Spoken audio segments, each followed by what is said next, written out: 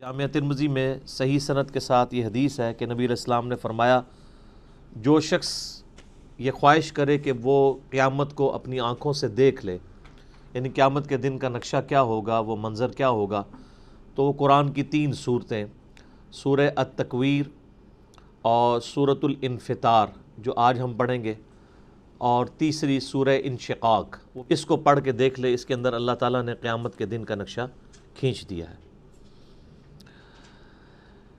اعوذ باللہ من الشیطان الرجیم، بسم اللہ الرحمن الرحیم۔ اذا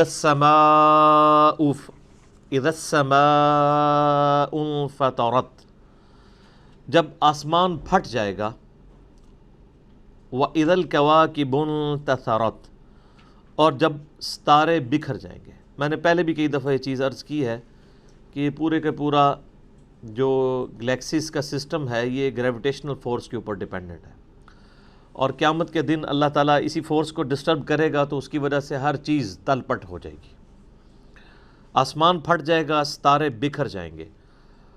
وَإِذَا الْبِحَارُ فُجِّرَتْ، اور سمندر بہنے لگیں گے۔ پہلے بھی کئی دفعہ یہ چیز عرض کی ہے کہ یہ آتش فشاں کا جو نظام ہے اس کرۂ ارض کے اندر، یہ اللہ تعالیٰ کی قدرت کا بڑا غیر معمولی ایک مظہر ہے، اور سمندروں کے اندر جب آتش فشاں پھٹتے ہیں اور لاوا سمندر اگلتے ہیں تو اس کی وجہ سے سمندروں کے اندر ویوز پیدا ہوتی ہیں، وہی سونامی کی فارم میں آ کے ٹکراتی ہیں، اور اسی کی وجہ سے جب یہ آتش فشاں اپنا لاوا اگلتے ہیں تو اس لاوے کی وجہ سے کئی ایک آئرلینڈز وجود میں آ جاتے ہیں، نئے نئے جزیرے وجود کے اندر آتے ہیں۔ اب آپ یہ امیجن کریں کہ قیامت والے دن جب اللہ تعالیٰ اس زمین کو کھینچے گا، وَإِذَا الْأَرْضُ مُدَّتْ، اور وَإِذَا آگے جاتا ہے کہ اللہ تعالیٰ جو ہے وہ زمین کو جو ہے وہ کوٹے گا اور بالکل فلیٹ کر دے گا جیسا کہ اللہ تعالیٰ چاہے گا، تو اس کی وجہ سے زمین کا جو لاوا ہے یہ باہر نکلے گا، یعنی جو سائنٹیفکلی ہمیں چیز سمجھ آتی ہے، واللہ عالم۔ اور جب زمین کا لاوا اتنی کثرت کے ساتھ باہر نکلے گا تو یہ جتنے آپ کو سمندر نظر آ رہے ہیں یہ سمجھ لیں بہت بڑی بڑی ایک دیگیں بن جائیں گی جن کے نیچے آگ جلی ہوئی ہوگی، اور جب یہ پھر پانی ابلے گا تو پھر یہ باہر نکلے گا سونامی کے فارم میں۔ آج تو ہم اس چیز کو آبزرو کر سکتے ہیں کہ جب سمندر کے اندر لاوا اگلتا ہے تو یہ سمندر بہنا شروع کر دیتا ہے، یعنی اپنی جو باؤنڈریز ہیں اس سے بھی باہر نکلتا ہے، کئی کلومیٹرز تک کوئی بھی راستے میں چیز آتی ہے وہ بچتی نہیں ہے۔ تو یہ اسی نقشے کو کھینچا جا رہا ہے کہ قیامت والے دن سمندر جو ہیں وہ بہنا شروع کر دیں گے، یعنی اس طرح ان کے نیچے گرمائش والا معاملہ ہوگا۔ وَإِذَا الْقُبُورُ بُعْثِرَتْ، اور جب قبریں زیر و زبر کر دی جائیں گی، اکھاڑ دی جائیں گی قبریں، ظاہر ہے قبروں سے مردے باہر نکلیں گے، اور پچھلی صورت میں ہم پڑھ چکے ہیں کہ اللہ تعالیٰ یعنی ان کا ایسا کوئی سافٹ ویئر فٹ کرے گا کہ وہ سب کے سب جو ہے وہ میدان محشر کی طرف جمع ہونا شروع ہو جائیں گے۔ عَلِمَتْ نَفْسٌ مَا قَدَّمَتْ وَأَخَّرَتْ، ہر جان لے گی جو کچھ اس نے آگے اعمال بھیجے تھے یا پیچھے چھوڑ کر آیا تھا اپنے اثرات، یعنی کئی لوگ ہیں وہ اپنے اعمال تو آگے بھیجتے ہیں اور ساتھ ہی ساتھ دین کا ایسا کام کر کے جاتے ہیں کہ پیچھے اس کے اثرات باقی رہتے ہیں، جو لوگ اس کے اوپر عمل کرتے ہیں اس کا ثواب بھی اسے ملتا ہے، اور اگر وہ برے اعمال چھوڑ کے جاتے ہیں تو اپنا وبال تو چکھیں گے، جو پیچھے چھوڑ کے جائیں گے ان کا وبال بھی انہیں چکھنا پڑے گا۔ صحیح مسلم میں حدیث ہے کہ اللہ کے محبوب صلی اللہ علیہ وآلہ وسلم نے فرمایا، جس نے اسلام میں کوئی اچھا طریقہ جاری کیا تو جتنے لوگ اس کے اوپر عمل کریں گے اس کا ثواب اسے ملے گا۔ اچھی بدعت نہیں، سنتن حسنتن، اچھا طریقہ۔ جیسا کہ میں کہتا ہوں امام بخاری نے ایک اچھا طریقہ جاری کیا کہ نبی علیہ السلام کی احادیث کو کتابی شکل میں لکھا، حدیثیں وہی تھی کتابی شکل میں آئی، تو یہ ایک اچھا طریقہ ہے۔ اور آج کے دور میں اس کا اچھا طریقہ ہے کہ عربی سافٹ ویئرز بنائے گئے ہیں احادیث کی کتابوں کے، قرآن حکیم کے، اینڈرائڈ ایپس بن چکی ہیں، یہ سب کے سب اسلام میں اچھے طریقے ہیں۔ پہلے لوگ گٹھلیوں کے اوپر پڑھتے تھے، تسبیح کے دانوں پہ پڑھتے تھے، اب اس کی ماڈرن فارم جو ہے وہ الیکٹرانک کاؤنٹر کی شکل میں، یہ اسلام میں ایک اچھا طریقہ ہے۔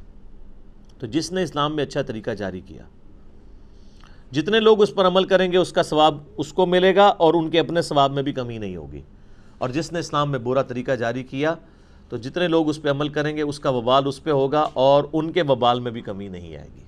یہ حدیث صحیح مسلم میں ہے۔ اور صحیح مسلم میں ایک اور حدیث ہے کہ نبی صلی اللہ علیہ وآلہ وسلم نے فرمایا جس شخص نے کسی کو ہدایت کی طرف رہنمائی کی تو جتنے لوگ اس راستے پہ چلیں گے اس کا ثواب اس شخص کو ملے گا۔ یعنی اس کائنات میں سب سے زیادہ نامہ اعمال میں جس کے ثواب جا رہا ہے وہ امام اعظم محمد رسول اللہ صلی اللہ علیہ وآلہ وسلم ہے، جنہوں نے پوری انسانیت کی رہنمائی کی ہے ہدایت کی طرف۔ اور جس شخص نے گمراہی کی طرف رہنمائی کی تو سب لوگوں کا وبال اس پر ہوگا اور ان کے اپنے وبال میں بھی کمی نہیں آئے گی۔ تو ایک تو معنی اس کا یہ ہے کہ ہر جان جان لے گی کہ جو اس نے نامہ اعمال اللہ کے حضور بھیجا تھا اور جو پیچھے نامہ اعمال چھوڑ کے آیا تھا، اچھا یا برا۔ اور ایک دوسرا معنی بھی اس کا بنتا ہے، عالمت نفس ما قدمت و اخرت، ہر جان جان لے گی کہ جو کچھ اس نے مقدم رکھا اور جس چیز کو مؤخر کیا، جس چیز کو اس نے پرائورٹی دی اور جس نے اس کو پرائورٹی نہیں دی، کس چیز کو۔ یعنی ایک شخص دنیا کی زندگی کو ترجیح دیتا ہے اور اللہ کو اور آخرت کو پیچھے ڈال دیتا ہے، تو وہ شخص پھر وہ دیکھ لے گا کہ دنیا میں جو اس نے ترجیح دی تھی نا دنیا کی زندگی کو اور اللہ کو پیچھے ڈال دیا تھا، اس کا وبال چکھ لے گا۔ اور جس نے اللہ کو ٹاپ پرائورٹی دنیا کی زندگی میں ترجیح اول مانا، یعنی اللہ کو آگے رکھا دنیا پیچھے رکھی، تو اس کی جزا بھی دیکھ لیں۔ تو یہ دونوں معنی بیک وقت درست ہیں۔ عالمت نفس ما قدمت، ہر جان جان لے گی جس چیز کو اس نے مقدم کیا، جس چیز کو اس نے پرائورٹی دی، وہ اخرت، اور جس کو پیچھے چھوڑ دیا۔ کسی نے اللہ کو پیچھے چھوڑا، دنیا کو ترجیح دے دی، کسی نے اللہ کو ترجیح دی اور دنیا کو پیچھے چھوڑ دیا۔ یہی قرآن حکیم کی جو عربک لینگویج ہے نا اس کا کمال ہے کہ عربک لینگویج اتنی ورسٹائل لینگویج ہے کہ اس میں بیک وقت کئی ایک جو مفہوم ہے نا وہ ایک جملے کے اندر ادا ہو جاتے ہیں۔ اب یہ دونوں معنی بیک وقت بالکل درست ہیں۔ یا ایھا الانسان ما غرک بربک الکریم، قرآن حکیم میں چند جس کے کہتے ہیں نا کہ رکت والی آیات میں سے ایک آیت یہ ہے، اے انسان تجھے کس چیز نے دھوکے میں ڈال دیا اپنے اس کریم رب کے بارے میں، یعنی وہ رب جو کہ اپنی شان کے لائق اپنی باہیں پھیلائے ہوئے ہے کہ کوئی شخص اس کی رحمت میں داخل ہو جائے، اس رب سے تم دور بھاگ گئے۔ کس چیز نے تمہیں دھوکے میں ڈال دیا؟ وہ چیز ظاہر ہے دنیا کی محبت ہے، وہ بار بار قرآن حکیم میں اس چیز کا ذکر آتا ہے، اور اس چیز کو جو یوٹیلائز کرتی ہے پرسنالٹی وہ شیطان ہے۔ شیطان اور دنیا کی محبت یہی دو چیزیں ہیں کہ جو انسان کو اللہ سے غافل کرتی ہیں۔ نفس تو اعلی کار بنتا ہے ان چیزوں کا۔ تو اللہ تعالیٰ فرماتا ہے کہ اے انسان تجھے کس چیز نے اپنے اس کریم رب سے دھوکے میں ڈال دیا۔ ایک معنی تو یہ ہے کہ کس چیز نے تجھے اللہ سے دور کر دیا، اور دوسرا معنی اس کا یہ ہے کہ رب کے بارے میں دھوکا، اس کے جو کرم والی صفت ہے اس صفت کے حوالے سے تجھے کس چیز نے دھوکے میں ڈال دیا۔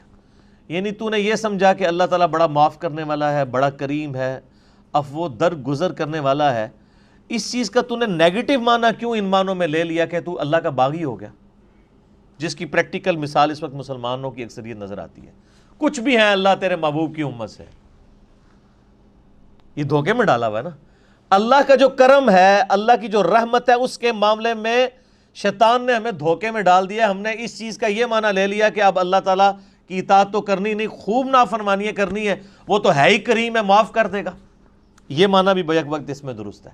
یا ایھا الانسان ما غرک بربک الکریم، کس چیز نے تجھے اس کرم والے رب کے معاملے میں دھوکے میں ڈال دی؟ یعنی تجھ سے کوئی اللہ نے عہد لے لیا کہ تو خوب نافرمانیاں کر اور بغیر توبہ کے مر جا اور میں قیامت دن تجھے بخش دوں گا۔ تو نے اس کی رحمت کا ناجائز فائدہ اٹھانا شروع کر دیا۔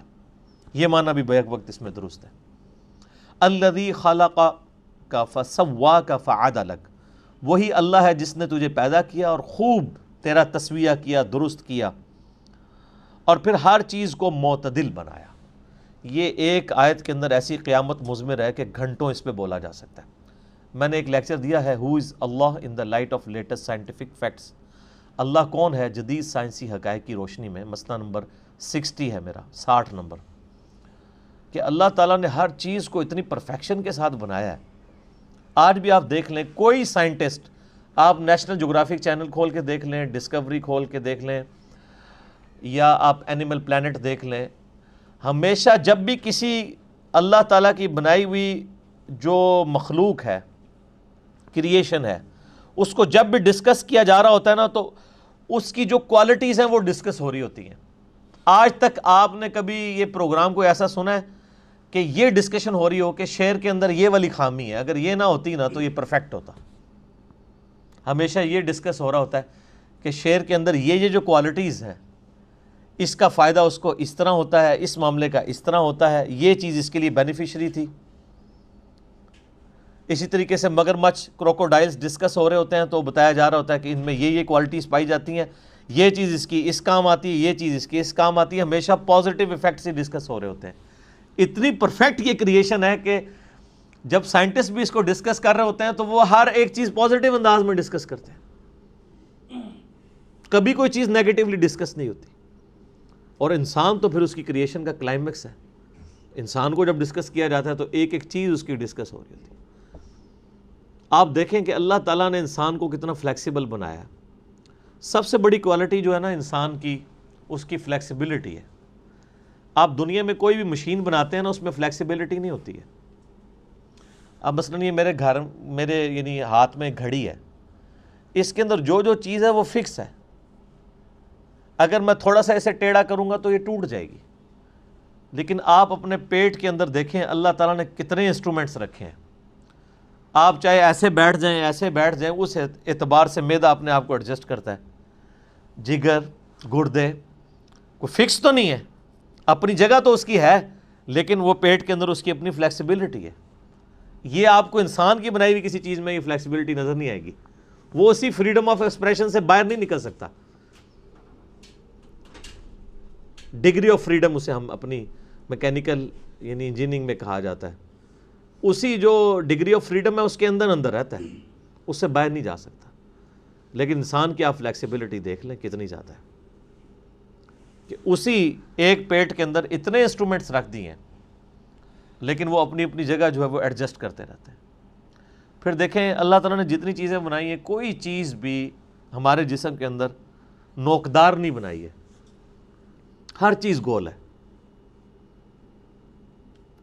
کوئی چونچ نکلی ہوئی ہے کسی کی، ایون اگر یہ ناک کی بھی چونچ ہے یہ بھی آگے سے گول ہے. انگلیاں بنائی ہیں، کسی انگلی کی چونچ ہے، گول ہے. ہاتھوں کو آپ دیکھ لیں، اس چیز کو دیکھ لیں، ہر جگہ آپ کو گولائی نظر آتی ہے. کان ہے تو گول ہے، یہ تو نہیں ہے کہ چوکور بنے ہوئے. اور اس کے اندر حکمت یہ ہے، اگر یہ چیزیں نوکدار ہوتی تو آپ کو بھی ڈسٹرب کرتی، دوسروں کو بھی ڈسٹرب کرتی. اسی لیے ہماری میکینیکل انجینئرنگ میں تو جب بھی کوئی مشین ڈیزائن کی جاتی ہے نا، تو اینڈ پہ اس کے اوپر فلٹ لگایا جاتا ہے، اس کے جتنے کارنرز ہیں نا ان کو گول کیا جاتا ہے، یا ایٹ لیسٹ شیمفر کر دیا جاتا ہے. جس طرح کہ میں نے ٹیبل کو شیمفر کیا ہوا یہاں سے، کہ یہ کونا چبھے نہ کسی کو، شارپ کونا نہ رہے بلکہ کم ہو جائے. تو آپ دیکھتے ہیں جب کبھی بھی اس طرح یعنی چیزیں نٹ بھی ڈیزائن کیے جاتے ہیں تو ان کے کارنرز بھی اینڈ پہ جا کے گول کر دیے جاتے ہیں کسی کو چبھے نہ. تو یہ نیچر سے انسان نے لرن کی ہے ساری چیزیں. پھر کیا پرفیکٹ نظام ہے، ہر چیز اپنی جگہ پہ پرفیکٹ ہے. کوئی اس کے اندر عیب نہیں نکال سکتا کہ یار آنکھ کا سائز اتنا نہیں اتنا ہوتا تو بڑا پرفیکٹ ہوتا، آنکھ یہاں کی بجائے یہاں لگی ہوتی تو بہت خوبصورت نظر آتی. نہیں، نہ تو اس کی فزیکل یعنی جو پوزیشن ہے اس کے اوپر کوئی انگلی اٹھا سکتا ہے، نہ اس کی کوالٹیز کے اوپر انگلی کو اٹھا سکتا ہے. ایسی پرفیکٹ ہر چیز اللہ تعالیٰ نے بنائی ہے. پودوں کو دیکھنا شروع کر دیں تو آپ کو سائنٹسٹ بھی بتائیں گے کہ جی یہ آم کا پودا ہے تو اس کی گٹھلی اتنی کیوں ہے، اس کے ساتھ ایسا معاملہ کیوں ہے، سیب کے ساتھ ایسے کیوں ہے، تربوز کے ساتھ ایسے کیوں ہے. اور وہ تعریف ہی کریں گے کہ جی تربوز ایسے ہی بن سکتا تھا، اس کے علاوہ اور کوئی آپشن موجود نہیں تھا. تبارک اللہ احسن الخالقین. اللہ تعالیٰ یعنی سب سے بہترین خالق ہے. انسان کو بھی اللہ نے تخلیق کا مادہ دیا ہے، لیکن وہ کریشن ایکس نہیلو نہیں ہے، عدم ماس سے وجود نہیں ہے، بلکہ اللہ کی بنائی ہوئی چیزوں کو یوٹیلائز کر کے ہم تخلیق کرتے ہیں. لکڑی اللہ نے بنائی ہے، ٹھیک ہے آپ اس کو کاٹ کے ٹیبل بنا لیں گے، کرسی بنا لیں گے، لیکن لکڑی نہیں کوئی بنا سکتا. وہ کریشن ایکس نہیلو اللہ تعالیٰ کی کوالٹی ہے. بدیع السماوات والارض. البدیع جو اللہ کا نام ہے، اس کا مطلب کیا ہے؟ بغیر کسی نمونے کے کوئی چیز ایگزسٹ نہیں کرتی تھی، بنا دینا. یہ اللہ کی کوالٹی ہے. تو اللہ تعالیٰ کی دی ہوئی صلاحیتوں سے اللہ تعالیٰ کی مخلوقات کو یوز کر کے انسان بھی کریشن کرتا ہے. اور آپ دیکھ لیں انسان کو اللہ تعالیٰ نے کتنا دماغ دیا ہے. آج ہم نے ایسے جہاز بنا لیے ہیں جو 550 مسافروں کو لے کے، ایئر بس A380 کو دیکھ لیں، اس سے پہلے بوئنگ 747 تھا جمبو جیٹ، 450 مسافر اس میں آتے تھے، اس میں آلموسٹ 550 آتے ہیں. انسان نہیں بنایا نا. یہ ساری کی ساری کریشن جو ہوئی ہے، اس کا مٹیریل جتنا بھی ہے وہ انسان نے کوئی خود کریٹ نہیں کیا، بلکہ اسی زمین سے حاصل کیا. الٹیمیٹلی تخلیق اللہ ہی کیا، اس کو ہم یوٹیلائز کرتے ہیں. تو اللہ تعالیٰ ماتا ہے انسان، ہم نے تجھے پیدا کیا، تیرا تسویہ کیا، اور کیا ہر چیز کو معتدل بنایا ہے. اتنی پرفیکشن کے ساتھ چیزیں بنائی ہیں.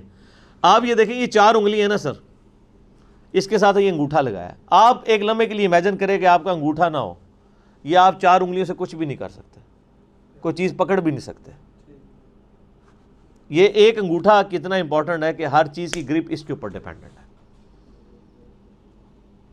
اور کیا اللہ تعالیٰ نے یعنی معاملات کو کیا ہے کہ یہ آپ دیکھیں اس کے ڈگری آف فریڈم کتنے ہیں کہ آپ یہ انگلی کے یہ والے جوڑ کو بھی، اس کے بعد یہ بھی، اس کے بعد یہ بھی، اس کے بعد کلائی بھی، اس کے بعد یہ بھی اور یہ بھی، سارے کے سارے جوڑ کتنے پرفیکٹ ہیں، کتنا عرصہ استعمال ہوتے رہتے ہیں. یہ تو ہم اپنی خوراکوں کو ذرا کنٹرول کریں نا. آپ دیکھ لیں جاپان کے اندر لوگ 100 سال کے بھی پرفیکٹ ہیں، ان کے گھٹنے بھی اسی طرح کام کر رہے ہیں، جوڑ بھی. تو یہ تو ہم نے خود خراب کیا نا. ان کے دانت بھی نہیں گرتے ہیں. دانت اللہ نے 100 سال کے لیے ڈیزائن کیے ہیں، جس کے گر رہے ہیں اپنی غلطی کی وجہ سے گر رہے ہیں. اللہ نے یہ 50-60 سال کے لیے دانت نہیں بنائے ہوئے ہیں، 100 سال کے لیے ڈیزائن ہے. وہ ہم چونکہ اب اس طرح حفاظت نہیں کرتے ہیں، اس کی وجہ سے گر جاتے ہیں. ہر چیز پرفیکٹ بنائی ہے اور ڈیزائن ہوئی ہے اس کے لیے. تو آپ یہ دیکھ لیں کہ جو لوگ اس طرح کی اپنی چیزوں کا، صحت کا خیال رکھتے ہیں، اور بڑی پرفیکشن کے ساتھ معاملات کو لے کے چل رہے ہوتے ہیں. اور ہر چیز معتدل بنائی ہے اللہ تعالیٰ نے. 2 ٹانگوں کے اوپر انسان کو کھڑا کر دیا. اعتدال ہے نا سر، کتنی پرفیکشن کے ساتھ ہر چیز کو اس طرح بیلنس کیا ہے. ورنہ آپ امیجن کر سکتے ہیں کہ 2 ٹانگوں کے اوپر کوئی چیز کھڑی ہو جائے. ابھی دیکھ لیں ہم جتنی بھی چیزیں بناتے ہیں کم از کم 4 ٹائر رکھتے ہیں اس کے بیلنس کرنے کے لیے. اور یہ جو روبوٹ وغیرہ بھی بنائے ہیں، آپ ان کو چلتے ہوئے دیکھ لیں، وہ مشکل سے ہی چل رہے ہوتے ہیں. وہ انسان والی پرفیکشن نظر آ رہی ہوتی ہے. انسان جی نروس سسٹم سر، اس پہ تو اب بات کریں تو کہاں تک. نیورونز جو اللہ نے رکھ دی ہیں، کیا اس کو یعنی اس پہ تو گھنٹوں بولا جا سکتا ہے. وہ آپ لیکچر ہی دیکھیں، مسئلہ نمبر 60. فی ای صورت ما شاء رکبک، جس شکل میں چاہا تجھے ترکیب کر دیا. یعنی اللہ تعالیٰ نے آپ دیکھیں کہ ہر انسان کے چہرے کے اوپر 2 آنکھیں، 1 ناک، 2 ہونٹ، 2 کان، یہ سب کے یہی ہیں نا. لیکن ایک بندے کی شکل دوسرے سے نہیں ملتی ہے. میتھمیٹکس میں تو فارمولہ بولا جاتا ہے کہ پاسبلٹیز یہ ہیں کہ 2n، یعنی اگر چہرے کے اوپر 5 چیزیں لگی ہیں نا تو 2n، 2 multiplied by 2 multiplied by 2 multiplied by 2 multiplied by 2، یہ پاسبلٹیز بنتی ہیں. لیکن یہاں تو اربوں کی پاسبلٹیز اللہ نے بنا دی ہیں. ہر انسان دوسرے سے مختلف بنا ہوا ہے. اور یہ تو آپ کو دیکھنے میں فرق نظر آ رہا ہے. یہ ٹوئنز جو دیکھنے میں بظاہر ایک نظر آتے ہیں، اگر آپ ان کی تھرمل پکچر ڈرا کریں نا، ان کے جسم کا جو تھرمل پکچر بھی بنتی ہے نا، آج کل ایئرپورٹس کے اوپر آپ کے یہ ریٹینا کی بھی امیج لیا جاتا ہے اور آپ کا ایک تھرمل امیج بھی بنتا ہے. 2 بالکل ایک جیسے ہم شکل لوگ ہیں نا، اگر آپ ان کا یعنی ہیٹ کا جو امیج ڈرا کریں گے بالکل دونوں سے مختلف ہوگا. سر یہ ایک انگلی جو ہے، اس کا جو فنگر پرنٹ ہے، یہ دنیا میں دوسرے بندے کے ساتھ میچ نہیں کرتا. کتنی زبردست پرفیکشن ہے. یہ سبحان اللہ کہنا کو دل چاہتا ہے. اللہ اکبر کبیرہ والحمد للہ کثیرہ وسبحان اللہ بکرۃ واصیلا. تو اللہ تعالیٰ فرماتا ہے جیسی شکل اس نے چاہی تیرے لیے وہ بنا دی. کسی شخص نے اپنی شکل خود چوز نہیں کی ہوئی ہے، اسی لیے شکل کے اندر عیب بھی نہیں نکالنا چاہیے. بخاری مسلم میں حدیث ہے، نبی علیہ السلام نے چہرے پہ تھپڑ مارنے سے بھی منع فرمایا. یہ اللہ تعالیٰ کی کریشن کا کلائمیکس ہے نا. دیکھیں نا سورت کو اللہ فرماتا ہے جیسے میں نے چاہا سورت بنائی. کلا بل تکذبون بالدین، یہ سچ ہے کہ تم جھٹلاتے ہو روز جزا کو. وَإِنَّ عَلَيْكُمْ لَحَافِظِينَ، جبکہ ہم نے بے شک تمہارے اوپر محافظ مقرر کیے ہوئے ہیں.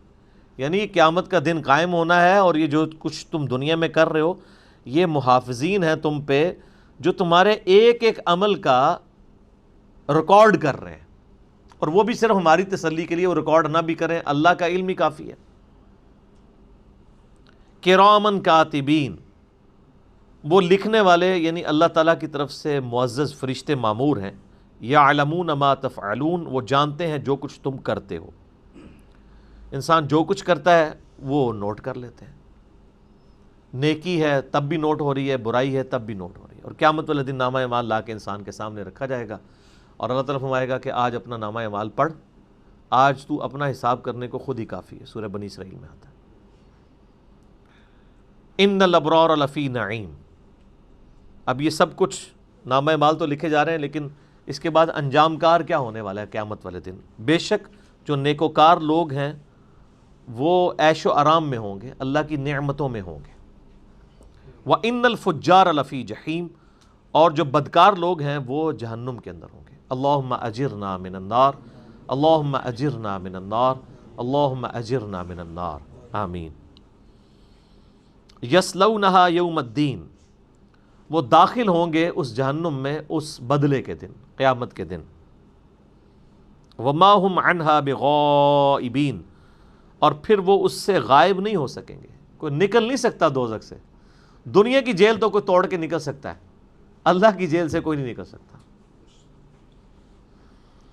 وما ادراک ما یوم الدین، اور تمہیں کیا ادراک، تمہیں کیا خبر، تم کیا اسیس کر سکتے ہو کہ وہ جو روز جزا کا دن کیسا ہوگا. ثم ما ادراک ما یوم الدین، پھر تمہیں کیا معلوم کہ وہ قیامت کا دن کیسا ہوگا. یوم لا تملک نفس لنفس شیئا، وہ دن ایسا ہے جب کسی جان کو دوسری جان کا کوئی اختیار نہیں ہوگا.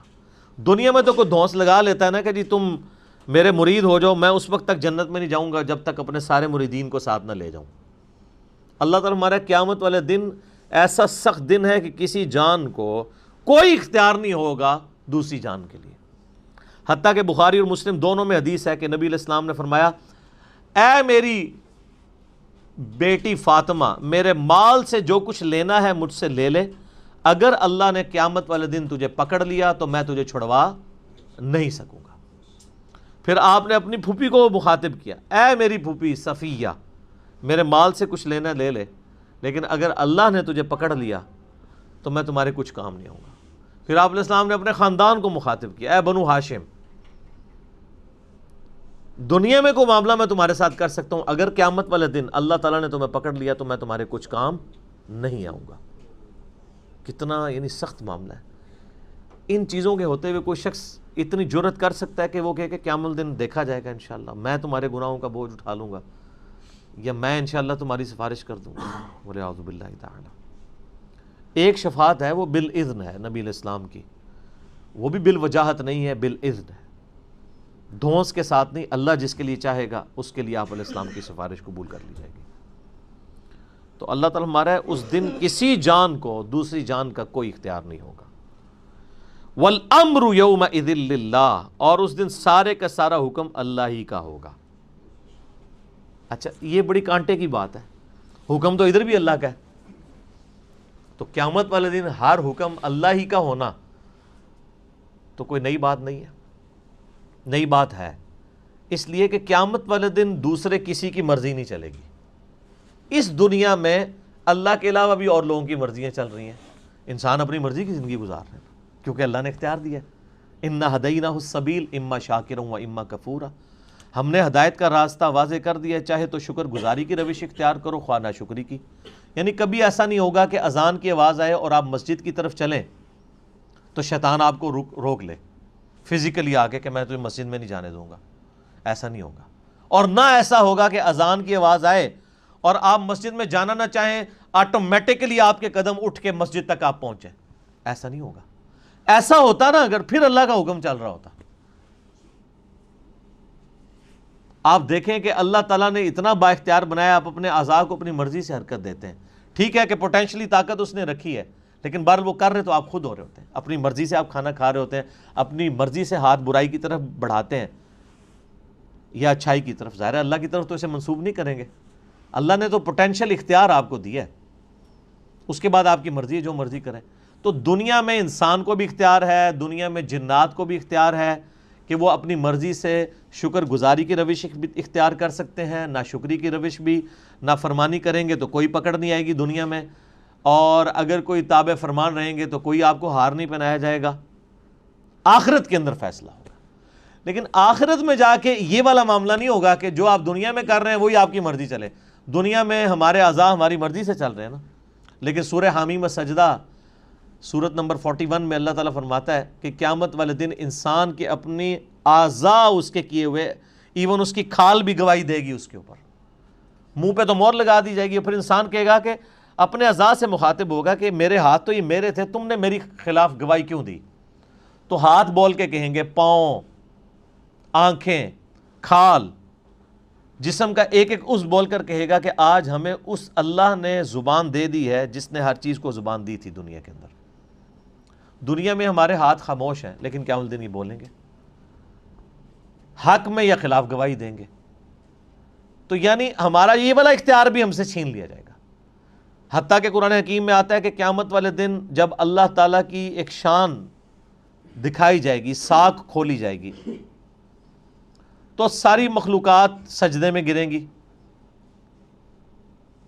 لیکن جن و انس میں سے صرف وہی لوگ سجدے میں گرنے میں کامیاب ہوں گے جو دنیا میں اللہ کو سجدہ کیا کرتے تھے. اور جنہوں نے دنیا میں سجدہ نہیں کیا وہ سجدہ کرنا بھی چاہیں گے، ان کی کمر تختہ ہو جائے گی.